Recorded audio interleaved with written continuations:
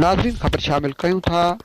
घोटकी खां bureau chief division Sukkur Abdul Khaliq Korai Ghotki ज़िले के सनती इदारनि FFC माड़ी पेट्रोलियम कंपनी ऐं एंग्रो यूरिया पारां मक़ामी माण्हुनि खे नज़रअंदाज करण, रॉयल्टी ऐं CSR फंड ख़र्च न करण ऐं मक़ामी माण्हुनि खे रिलीफ फराहम न करण, फ़िज़ाई आलूदगी खे वधाइण, ज़हरीलो पाणी छॾण वारे अमल ख़िलाफ़ human rights protection forum of Pakistan पारां अदालतुनि ऐं इंसानी हुकूक जे तंज़ीमुनि जे इदारनि सां रुजू करण जो फ़ैसिलो। कानूनी माहिरनि सां मशवरा जारी आहिनि। जल्द केस दाख़िल कयो वेंदो।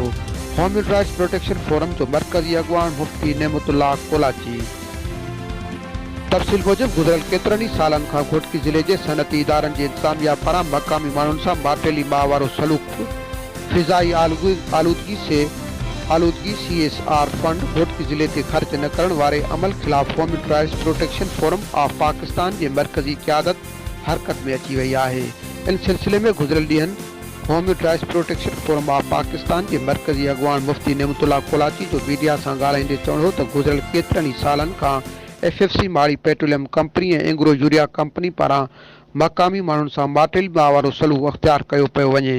मक़ामी माण्हू लाइ रोज़गार जा दरवाज़ा बंदि करे स्वीपर, सिक्योरिटी गार्ड, ख़ादिम मस्जिद खां वठी समूरियुनि पोस्टनि ते धारियुनि जी लोध भर्ती करे छॾी आहे।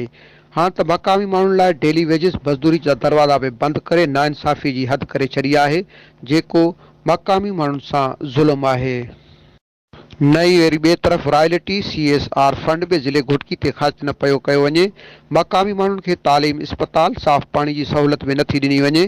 छा मक़ामी माण्हू इंसान न आहिनि? FFC इंतज़ामिया ॿोॾि मुतासिरनि जी मदद जे नाले ते रुॻो कूड़ियूं दावाऊं हर आए ॾींहुं कयूं पियूं वञनि। हिन वक़्त ताईं घोटकी ज़िले जे सवें ॻोठनि में FFC जी इंतज़ामिया या एंग्रो यूरिया पारां को बि रिलीफ फराहम न कयो पियो वञे। नई सर्वे कई वई आहे। कुझु मनपसंद माण्हुनि जे नालनि ते जेली बिल्डिंग रिलीफ फराहम करण जी शो कई पई वञे, पर हक़ीक़त हिन जो उबतड़ आहे।